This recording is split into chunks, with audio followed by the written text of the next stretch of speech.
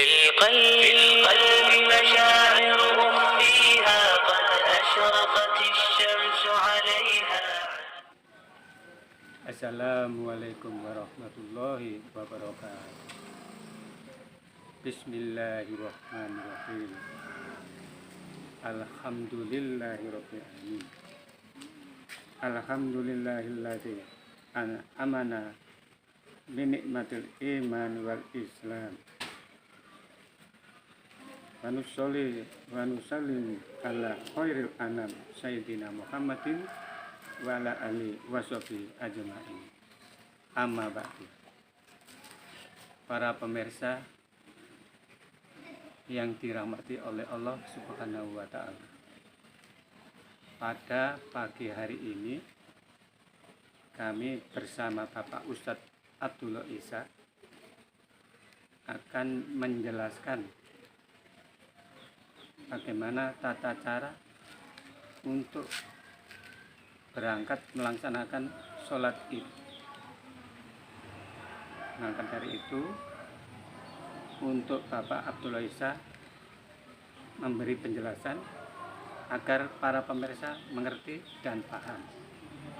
Selamat pagi ya Ustaz. Pagi, Mati. Bagaimana, sehat pada pagi hari ini? Alhamdulillah, Pak Marti. Sami-sami. Sehat, Pak Marti. Sehat, nggih. Oh, alhamdulillah. Puasanya terus. Nggih, amin amin. Insya Allah terus lancar. Bapak Ustaz sama saja sama Nggih, saya. alhamdulillah. Guys, wonten pitulungane Allah, Pak Marti. Amin. Pripun, Pak Marti? Nggih, niki ada pertanyaan mengenai bagaimana ya Ustadz tata cara untuk melaksanakan pada waktu berangkat untuk melaksanakan sholat Id. Oh, nggih, nggih. Monggo, Nggih. Pak Ustadz. Nggih, berarti melanjutkan perbincangan yang kemarin, Pak Marti, nggih. Masalah Nggih, nggih. ketika berangkat menuju ke tempat sholat. Assalamualaikum warahmatullahi wabarakatuh. Waalaikumsalam. Alhamdulillah. Alhamdulillahilladzi faddala ala ibadihi bil an'ami wal ihsan. Asyhadu an la ilaha illallah wahdahu la syarika lah. Wa asyhadu anna sayyidina Muhammadan abduhu wa rasuluh. Allahumma salli wa sallim ala habibina wa syafi'ina wa qurrati a'yunina Muhammadin sallallahu alaihi wasallam. Qala Allah Ta'ala fil Qur'anil Karim, a'udzu billahi minasyaitonir rajim. Bismillahirrahmanirrahim. Ya ayyuhalladzina amanu taqullaha haqqa tuqatih wa la tamutunna illa wa antum muslimun. Subhanaka la ilma lana illa ma 'allamtana innaka antal alimul hakim.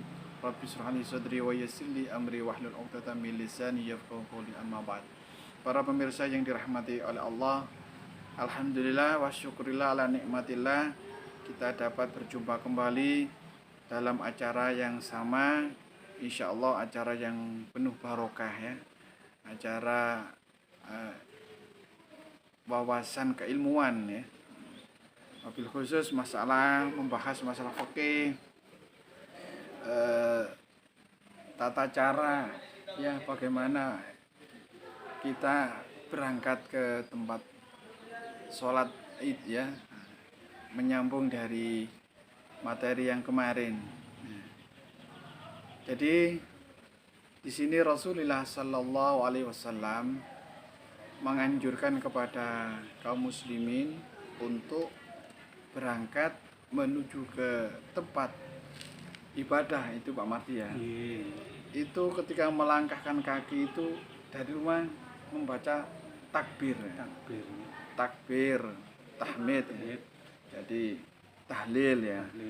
Ini menurut beberapa pendapat ini ternyata itu membacanya itu dengan suara keras, Pak Mati. Jadi kalau misalnya berangkat ke tempat menuju sholat itu membaca takbir yang nomor satu. Nah, adapun lafaz takbir ya seperti yang telah kemarin sudah paham tadi. Allahu Akbar, Allahu Akbar, Allahu Akbar. La ilaha illallah, Allahu Akbar, Allahu Akbar walillahil hamd. Ya. Lafaz ini banyak dinukil Pak Mardi. Ya, menurut Syekhul Islam Ibnu Taimiyah bahwasanya lafaz ini dinukil dari banyak sahabat. Bahkan ada riwayat yang menyatakan bahwasanya lafaz ini marfu', yaitu sampai kepada Rasulullah sallallahu alaihi wasallam, lafaz takbir ini. Nah, lalu Rasulullah sallallahu alaihi wasallam memberikan tuntunan ya. Tadi sampai membaca takbir ya. Lafadznya takbir sudah kita sampaikan. Begitu juga ketika berjalan ya. Berjalan itu berangkatnya katakanlah lewatnya dari utara gitu ya. Nah, sebelum berangkat sholat tadi lewat ke utara. Nah, setelah habis sholat ya, lalu ternyata pulangnya dia enggak dari arah utara, mencari jalan yang lain. Jalan yang lain. Iya, ya mungkin apa Rasulullah ini adalah sebuah syiar ya dari suatu wilayah yang belum tahu agama Islam ya. Kedatangan orang-orang takbir berbondong-bondong itu ya kan lebih semarak gitu loh. Nah, ya keliling. Kalau di tempat kita ada keliling kampung takbiran, pada waktu ya, takbir, malam takbir. Nah, tapi zaman Rasulullah itu tujuannya tuh syiar, ya kan? Nanti ya itu tadi untuk menggetarkan hatinya orang-orang kafir ya kan, yang melihat kebesaran jumlah pemeluk agama Islam semakin banyak. Jadi berangkatnya dari arah utara, pulangnya itu cari jalan yang lain Pak Mandi ya, cari jalan yang lain. Nah, ini termasuk Rasulullah menyuruh kaum wanita dan anak-anak kecil ya untuk berangkat sholat itu ya, anak-anak kecil. Nah, kan kemarin kita sudah disebutkan hadisnya Ummu Atiyah ya kemarin. Nah, sedangkan dalil mengenai anak kecil Ibnu Abbas ya pada waktu itu masih kecil ya. Nah, apakah engkau benar menghadiri sholat id bersama Rasulullah? Jawabnya Ibnu Abbas, na'am, walaula makani minas sigori ma syahidtu. Iya, aku menghadirinya. Seandainya bukan karena kedudukanku yang termasuk sahabat-sahabat junior ya. Nah, tentu aku tidak akan menghadirinya. Gini Pak Mati, sahabat junior itu ada istilah dalam ilmu hadis itu ada al-abadillah Pak Mati. Al-abadillah itu ahli hadis itu zaman Rasulullah itu yang kecil-kecil malahan. Abu Bakar, Umar, Utsman, Ali ini hadisnya kalau cuma sedikit. Meriwayatkan hadis dari Rasulullah sedikit. Justru yang usia-usia yang masih 12 tahun seperti ini belum remaja. Masih remaja. Ya. Al-abadillah istilahnya. Ada di dalam sebuah hadis ada Ibnu Umar. Itu sebenarnya adalah Abdullah bin Umar, Abdullah. Al-abadillah, Abdullah ibnu Umar, ibnu Abbas, Abdullah ibnu Abbas, Abdullah ibnu Umar, ibnu Amr, ada ibnu Abbas, ibnu Umar, ibnu Al-As. Yang empat itu siapa lupa saya. Ya, kalau ada Ibnu Mas'ud itu lain, Ibnu Mas'ud orangnya sudah sepuh. Jadi kalau ilmu hadis dinamakan Abdullah itu saja. Abdullah. Ibnu Umar, Abdullah ibnu Umar, Ibnu Abbas, Abdullah ibnu Abbas, Ibnu Amr ibnu Al-As, Abdullah ibnu Amr ibnu Al-As.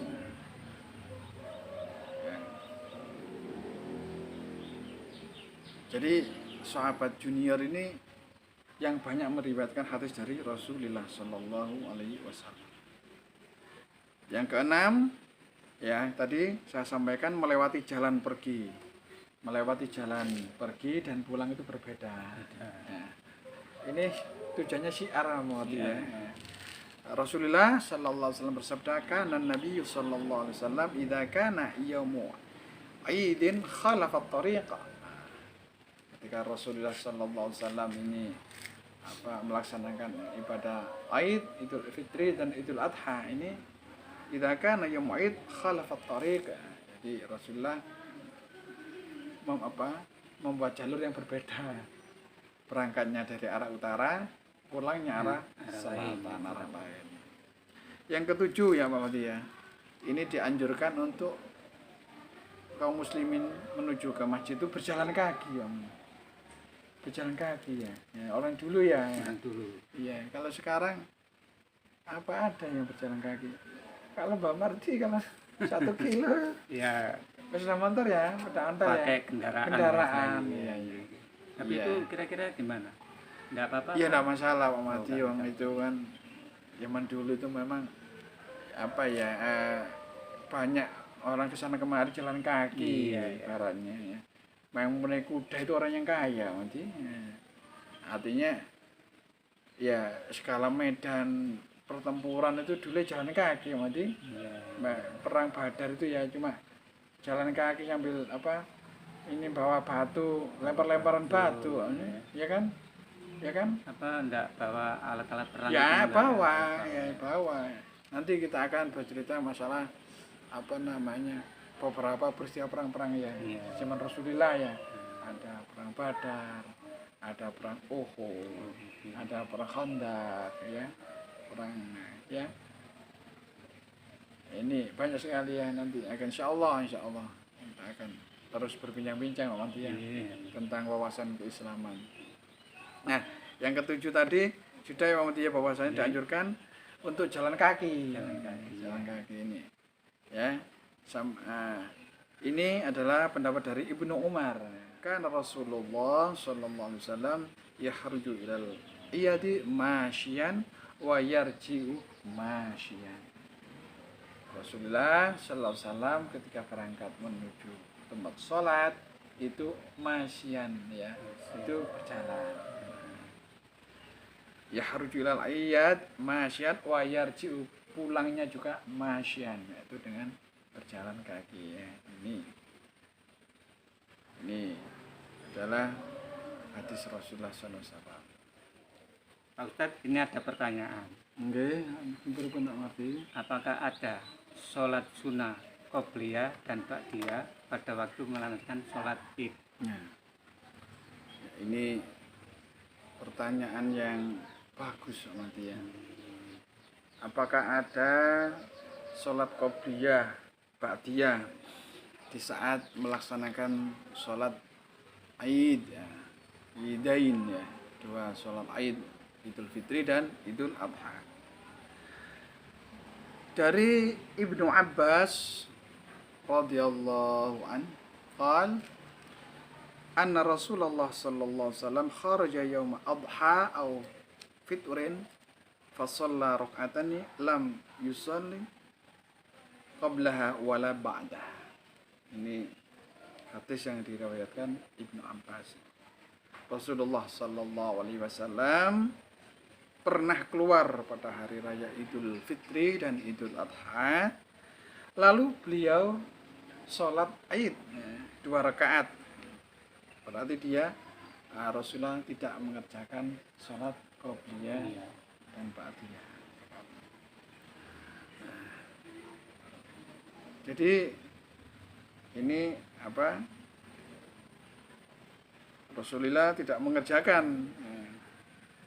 Tapi kalau misalnya tempat sholatnya itu di masjid, Pak Mati ya. Di masjid tentunya ada perintah ya, apabila kalian masuk ke dalam masjid hendaknya sebelum duduk itu melaksanakan sholat 2 rakaat, artinya sholat tahiyatul masjid. Jadi niatnya itu bukan qobliyah Idul Fitri atau qobliyah Idul Adha, bukan itu, tapi niatnya itu apa? Niatnya tahiyatul masjid ya. Mama tadi sudah bisa membedakan gitu. Ada kalau kita inginnya ingin Pak Mati ya, ingin DP ya kepada Allah intinya itu. Kan ada perintahnya Pak Mati ya, ketika kita masuk ke masjid janganlah duduk sebelum sholat 2 rakaat. Sholat 2 rakaat itu tahiyatul masjid. Setelah tahiyatul masjid terus sholat sunat Pak Mati ya. Lalu niat iktikaf. Nah, tadi ya, niat iktikaf di dalam masjid. Nah, apa yang dibaca iktikaf ya itu tadi. Tentunya kan bacaan takbir, tahmid. Allahu akbar, Allahu akbar, Allahu akbar. La ilaha illallah, Allahu akbar. Allahu akbar walillahil hamd. Biasanya kan ada yang mimpin. Iya. Allahu akbar kabira. Walhamdulillahi katsira wa subhanallahi bukratan wa asila. Nah, kita di dalam hati kita tetap ya sambil mendengarkan apa lantunan dari yang memimpin itu kita tetap Allahu akbar, Allahu akbar, Allahu akbar. Gitu ya. Mendengarkan juga baik mau di lantunan itu kan. Mendengarkan ini kalau misalnya mendengarkan hal yang baik pahala telinganya ya kan. Nanti biar enggak perang ya antara ini kita sambil kita dengarkan dengan baik itu akan menjadi sebuah pahala ya. Jadi tidak ada Pak Marti ya, ada istilah apa ya? Qobliyah itu. Usolli sunnatal qobliyatal Idul Fitri enggak ada. Nah, ini karena di dalam hadis tadi yang diriwayatkan oleh Ibnu Abbas tadi ya, bahwa Rasulullah sallallahu alaihi wasallam berangkat menuju tempat sholat Idul Fitri dan Idul Adha, beliau langsung melaksanakan sholat Id ya. Tentunya kalau kita di masjid ya ada hadis ya yang menjelaskan bahwasanya diriwayatkan dari sahabat Jabir Pak Mati. Ketika sahabat Jabir ingin menemui Rasulullah di masjid ya, lalu Rasulullah menyuruh untuk melaksanakan sholat 2 rakaat. Ini hadis muttafaqun alaih, hadis sahih dan sahih Bukhari dan sahih Muslim itu muttafaqun alaih.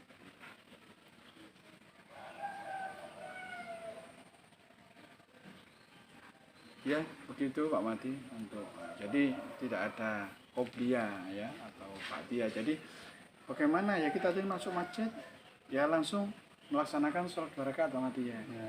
Sholli sunnatat tahiyatal masjid lillahi ta'ala. Kita bisa nggak Pak Mati? Bisa. Hendaknya kita tuh sholat 2 rakaat. Setelah itu kita wiridan Pak Mati ya, membaca Al-Quran. Ini dari hadis sahabat Jabir ya. Ini ada pertanyaan lagi. Iya Pak Mati itu kan. Apakah ada azan iqamah pada waktu akan melaksanakan sholat? Oh iya. Ini luar biasa Pak Mati. Jadi Pak Mati tanyanya ini kok ya memang seperti pada umumnya ya kalau sholat ada azan, ada iqamah. Nah ini bagaimana sholat Idul Fitri, Idul Adha ini apakah ada azannya ya? Misalnya Allahu Akbar, Allahu Akbar. Kira-kira ya Pak Mati ya, kalau misalnya ada azan gitu ya. Nanti kan akan melaksanakan sholat. Iya, sholat. Ini jam berapa nih? Jam zuhur loh ini ya. Jam 7 kok azan. Ataupun di iqamah ya kan. Nah, di sini Pak Marti ya diterangkan dari Jabir bin Samurah ya, sahabat Nabi. Shallaitu ma'a Rasulullah sallallahu alaihi wasallam al-aidaini ghaira marratin wala marrataini bi ghairi adzanin wala iqamatin. Rasulullah sallallahu alaihi wasallam ya melaksanakan ibadah salat Idul Fitri dan Idul Adha ya. Ini Jabir bin Samurah ini ketika bersama Rasulullah ini Ya tidak hanya sekali dua kali aja beliau melaksanakannya. Nah, ketika itu tidak ada azan maupun iqamah. Jadi hadis yang diriwayatkan oleh Jabir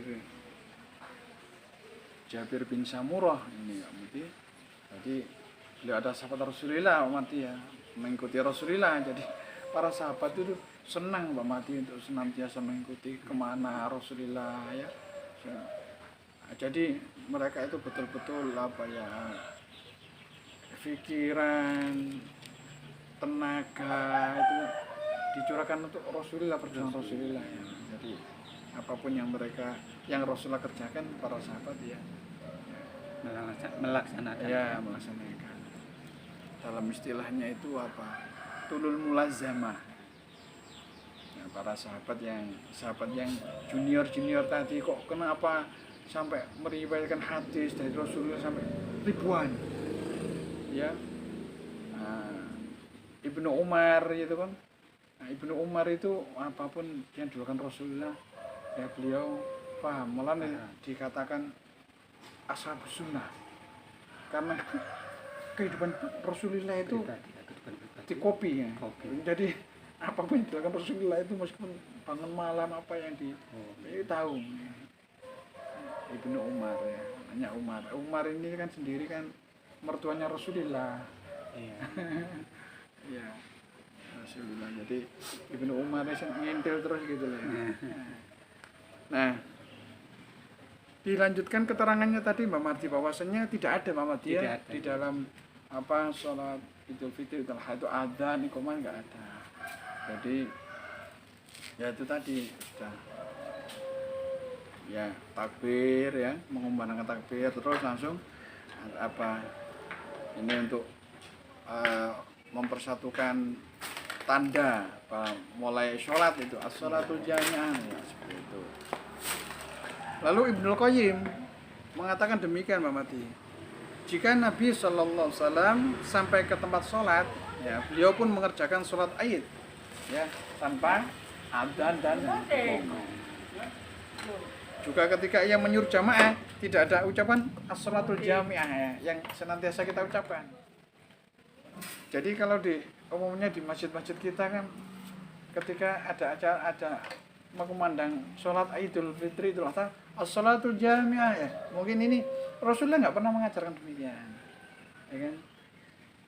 Ya. Tapi apakah haram? Ya tidak. Nah, itu kan sebagai penanda untuk menyerukan ayo sudah waktunya sholat. Nah, ayo sholat berjamaah.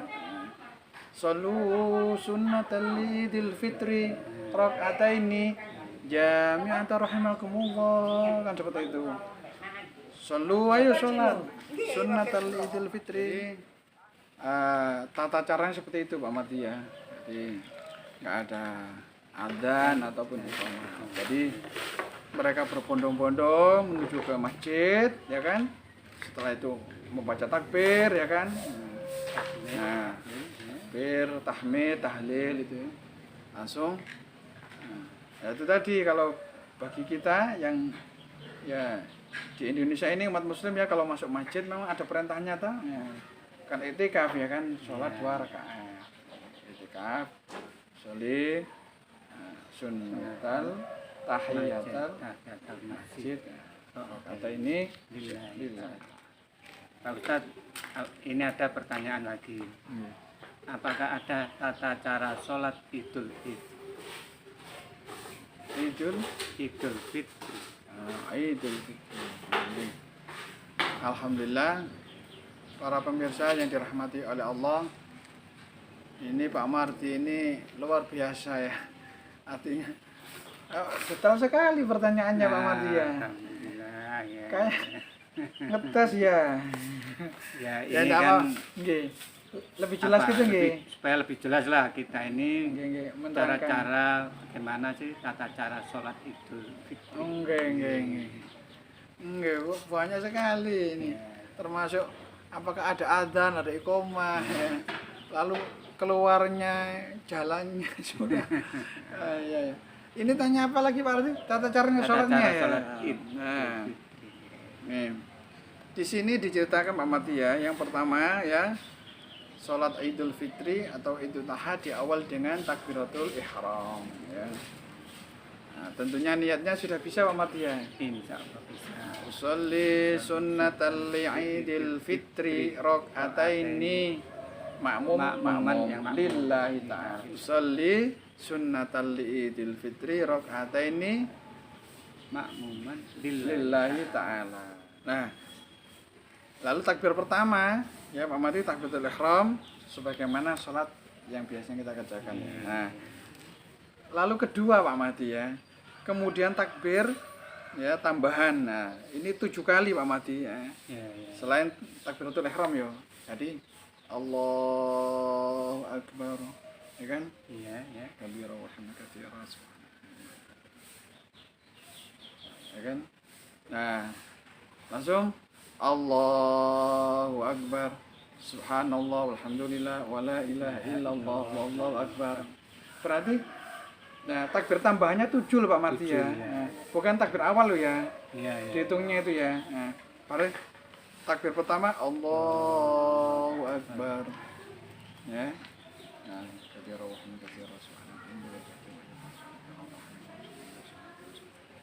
Allahu Akbar.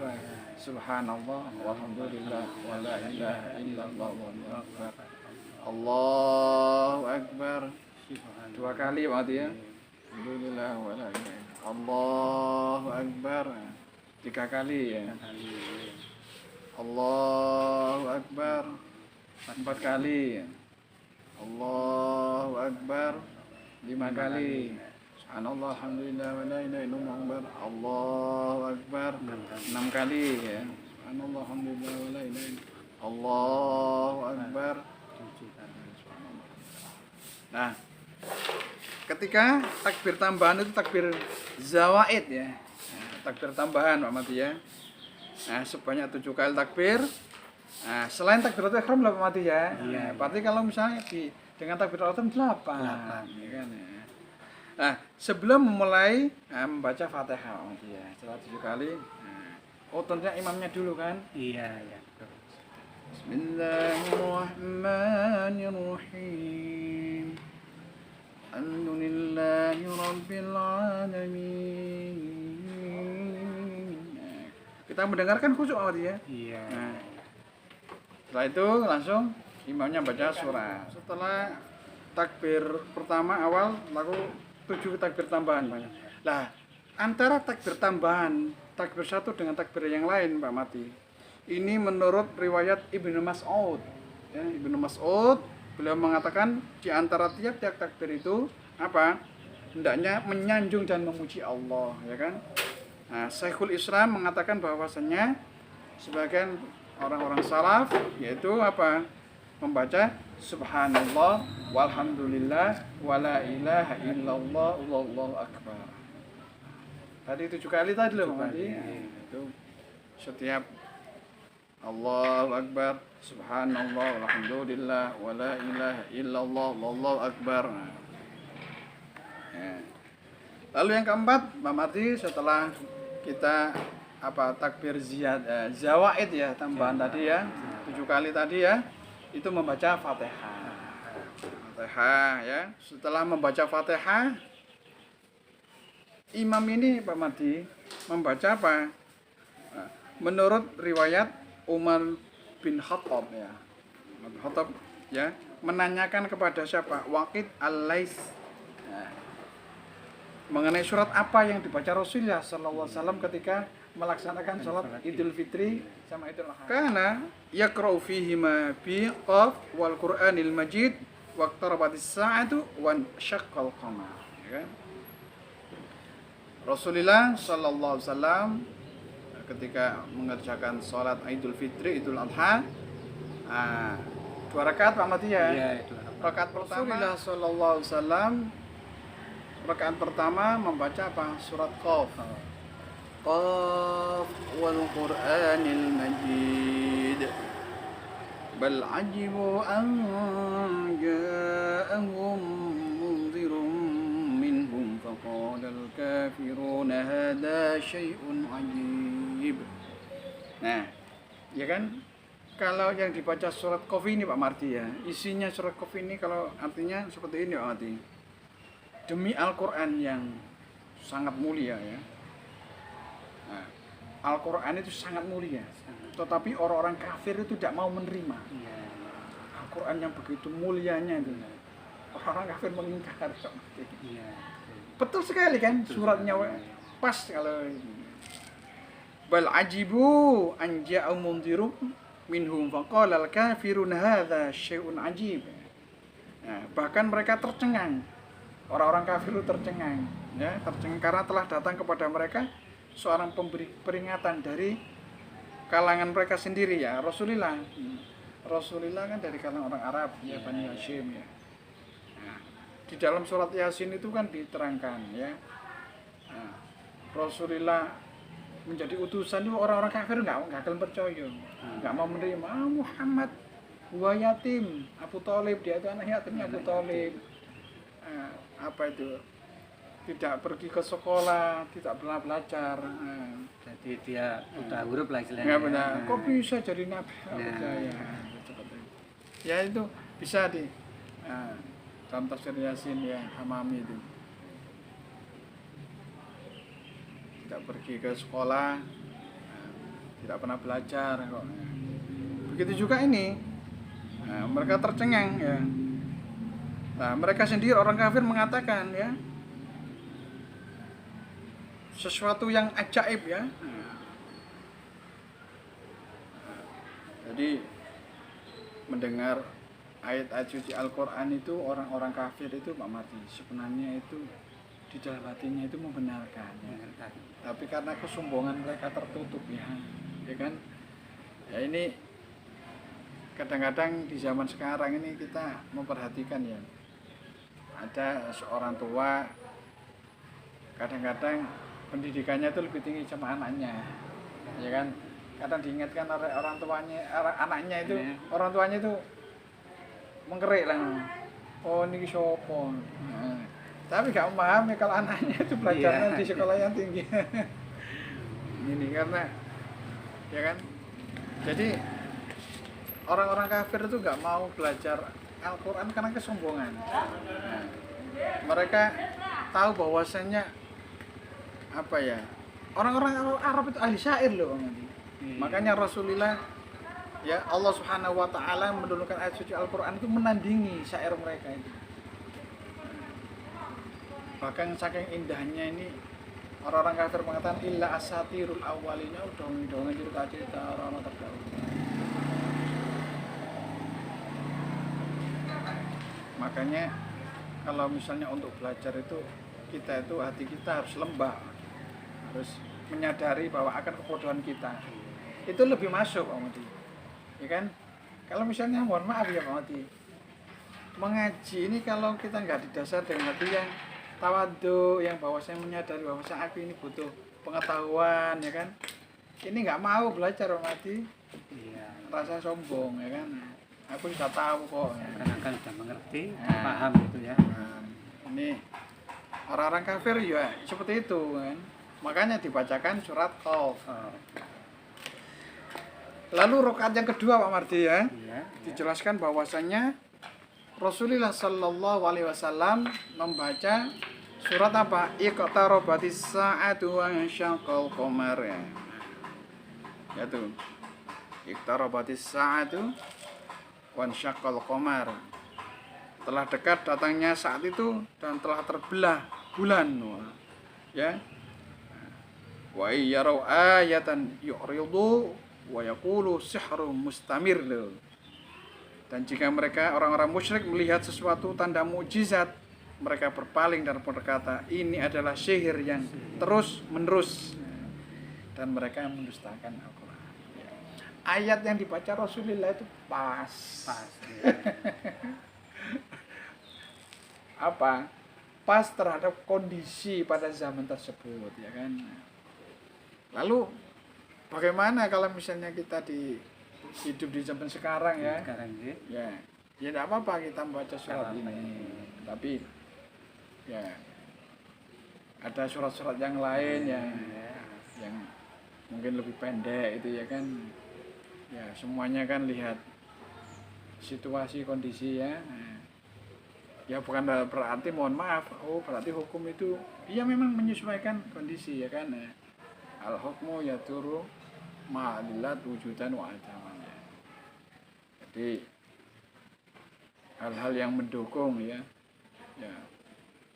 terjadinya hukum itu bisa haram, bisa sunnah, bisa boleh, bisa ya kan, nah, bisa haram ya, bisa sunnah. Ini kan karena kondisinya ya. Jadi kita suratnya ya ada yang tadi sabihis ya kan. Nah, ini saya lanjutkan Pak Mati ya. Nah, boleh juga Pak Mati ya surat Al-A'la ya. Nah, Al-Ghoshiyah. Ya. Ini hadis yang diriwayatkan dari Nu'man bin Bashir. Nu'man bin Bashir ya. Rasulullah sallallahu alaihi wasallam bersabda, "Kana Rasulullah sallallahu alaihi wasallam yaqra'u fil aidaini wa fil jumu'ati bi sabbihisma rabbikal a'la wa hal ataka haditsul wasyiyah." Qala wa idza jama'al aidu wal jumu'atu fi yaumin wahidin yaqra'u bima aidan fi sholataini. Rasulullah Shallallahu Alaihi Wasallam bersabda, biasanya membaca apa dalam sholat Idul Fitri ataupun Idul Adha maupun sholat Jumat ya. Nah, Rasulullah membaca surat Sabbihisma rabbikal a'la alladzi khalaqa fasawwa ila akhir ya. Itu rakaat pertama. Adapun rakaat kedua, hal ataka haditsul ghashiyah wujuhu yawma idzin khashi'ah ila akhir ya. Ini hadis yang diriwayatkan oleh Nu'man bin Bashir. Yang kelima, memati ya, setelah membaca surat, kemudian ya rukuk, i'tidal, sujud ya seperti biasanya. Lalu, nah ini bangkit dari rakaat pertama pemati ya. Kalau bangkitnya dari rakaat pertama pemati, Allahu Akbar. Ini bukan ini apa tambahannya beda lagi pemati ya. Setelah bangkit itu takbir, lalu ada namanya takbir zawaid, tambahan ya. Nah, sebanyak 5 kali. Jadi dari bangkit dari sujud ya. Nah, rakaat pertama langsung bangkit Allahu Akbar. Ya kan? Langsung Allahu Akbar, subhanallah, alhamdulillah, wala ilaha illallah. Allahu Akbar. 2 maksudnya. Alhamdulillah. Allahu Akbar. 3. Allahu Akbar. 4. Allahu Akbar. Imam baca Fatihah. Alhamdulillahi Rabbil Alamin. Makmum mendengarkan. Iya. Ar-Rahmanir Rahim. Kita makmum mendengarkan dulu. Setelah itu imam membaca surat Al-Ghoshiyah. Itu yang rakaat kedua. Kedua ya. Hal ataka haditsul ghashiyah. Nah, seperti itu. Yang ke-8 amati, kemudian membaca surat Al-Fatihah ya, makmum tadi atau imam ya. Lalu mengerjakan sampai selesai seperti sholat biasa. Ini ada pertanyaan lagi Ustaz. Bagaimana tata cara khutbah dalam sholat Id ini? Alhamdulillah, pertanyaan yang baik ya. Tata cara khutbah sholat Id ya. Ibnu Umar, Rasulullah sallallahu alaihi wasallam, kana Rasulullah sallallahu alaihi wasallam wa Abu Bakran wa Umar radhiyallahu anhuma yusalluna al-aidaini qabla al-khutbah. Ya, Rasulullah sallallahu alaihi wasallam ketika melaksanakan sholat Idul Fitri diikuti para sahabat Nabi, Abu Bakar, Umar, ya kan. Nah, itu beliau melaksanakan khutbah setelah sholat, ya, setelah sholat. Yusalluna al-idaini qoblal khutbah. Jadi melaksanakan sholat 2 rakaat ya, Idul Fitri, Idul Adha ya kan, sebelum melaksanakan khutbah. Nah, setelah melaksanakan sholat Id, imam berdiri ya, untuk melaksanakan khutbah ya.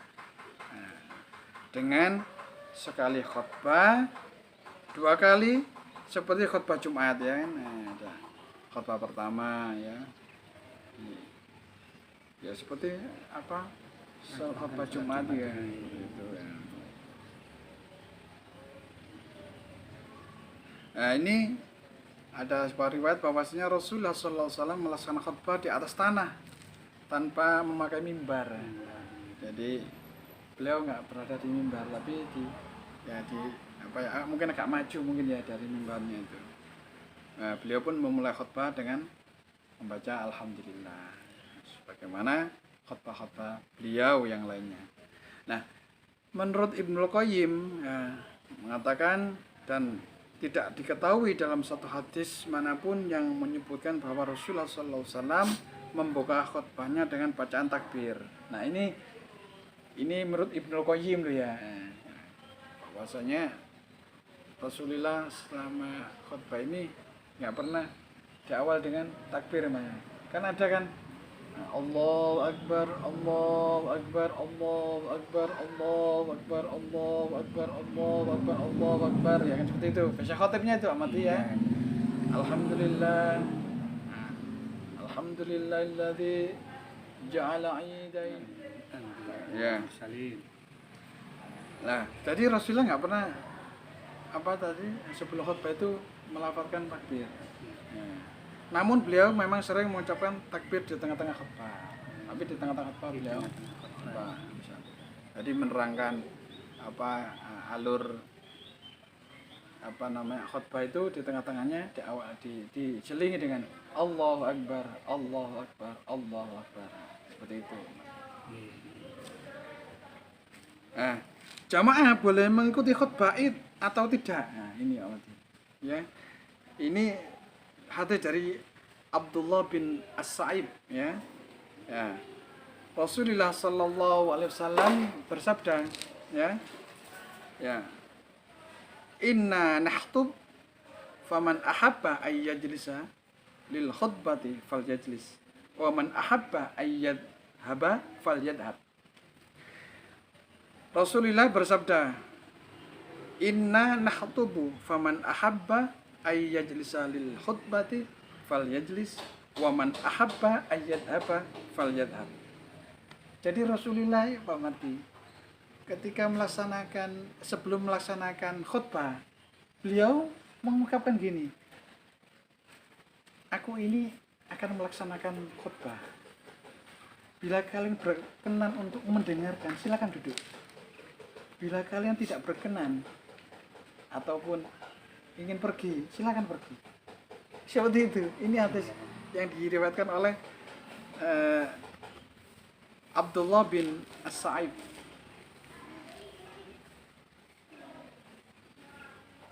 Seperti ini, Pak Mati. Jadi Rasulullah sallallahu alaihi wasallam sebuah hadis ya, sebelum Rasulullah melaksanakan khutbah ya kan, beliau mengucapkan, aku saat ini akan berkhutbah. Siapa yang mau tetap duduk ya untuk mendengarkan khutbah silakan. Nah, siapa yang mau pergi silakan. Ini ada pertanyaan lagi Pak Ustadz. Bagaimana hukumnya mengucapkan selamat hari raya? Biasanya ada ucapan selamat hari lebaran, nyanyian seperti itu ya. Minal aidin wal faizin, mari bersalam-salaman. Pak Marli suka nyanyian itu ya? Suka sekali. Ya, ucapan selamat ya. Nah, ini ini ada sebuah riwayat ya Muhammadiyah. Nah, menurut Ibnu Taimiyah ya, adapun ucapan selamat tahniah, itu selamat itu tahniah. Nah, ada semacam kesenangan, wah, bersyukur atas nikmatnya kemenangan itu, tahniah. Nah, misalnya ketika hari Id, sebagian orang mengatakan ya pada yang lainnya ketika berjumpa selain selamat hari raya Idul Fitri, mohon maaf lahir batin, nah, seperti itu ya. Nah, dengan ucapan gini biasanya, taqabbalallahu minna wa minkum taqabbal ya karim ya. Nah, seperti ini diriwayatkan oleh beberapa sahabat Nabi. Mereka biasanya mengucapkan semacam itu. Para imam juga memberikan keringanan dalam melakukan ini. Nah, sebagaimana Imam Ahmad ya, dan yang lainnya. Ya, Imam Ahmad ini mengatakan, ya, aku tidak mau mendahului mengucapkan selamat hari raya. Imam Ahmad ya. Tetapi bila seseorang itu apa namanya memberikan salam, aku wajib untuk membalasnya. Berarti selamat hari raya Pak Mardi. Ya, ya. Selamat hari raya juga. Nah, Pak Mardi harus, oh iya, seperti itu. Ini semacam itu ya. Jadi artinya gini, artinya enggak ya perintah itu di perintah Rasulullah ya tidak ada ya. Nah, tapi karena ini kan kita ketika hidup bermasyarakat itu bagaimana menumbuhkan suasana yang menyenangkan ya. Suasana yang agamis itu kan boleh kan Mardi yang ya, Pak Mardi selamat hari raya Idul Fitri nggih. Mohon maaf lahir batin Pak Mardi. Pak Mardi menjawabnya selamat hari raya juga dan saya mohon maaf lahir batin. Kosong-kosong. Oh. Berarti itu boleh diucapkan ya, ya. Kalau ketemu sahabat, ya, ketemu iya kan, gitu ya. Akan ucapan itu kan mengungkapkan isi hati kita. Berarti yang tulus Pak Mardi ya. Waktu itu kan kemenangan ya. Pada hari apa ya? Hari kemenangan, hari senang, berbahagia, ya kan. Ustadz, ini ada pertanyaan lagi Ustadz. Bagaimana pada hari sholat Id itu jatuh pada hari Jumat?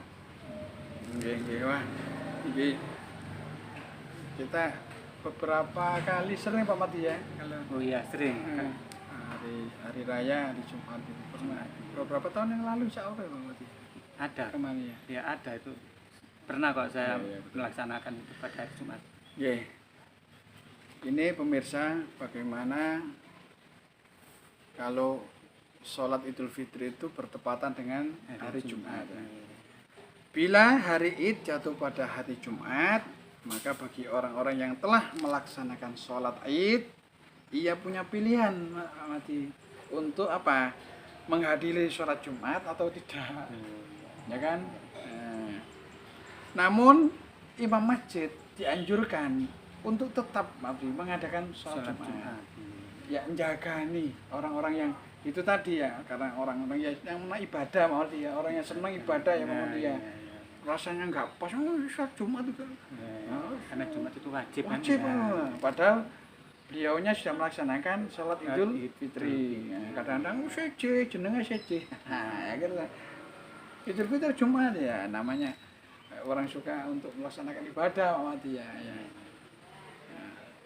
Tapi ya seorang imam harus menyediakan itu tadi ya, di masjid tetap mengadakan. Jadi masalah makmumnya ini mengikuti ataupun tidak mengikuti ya ini tetap masjid harus mengadakan. قلبي مشاعر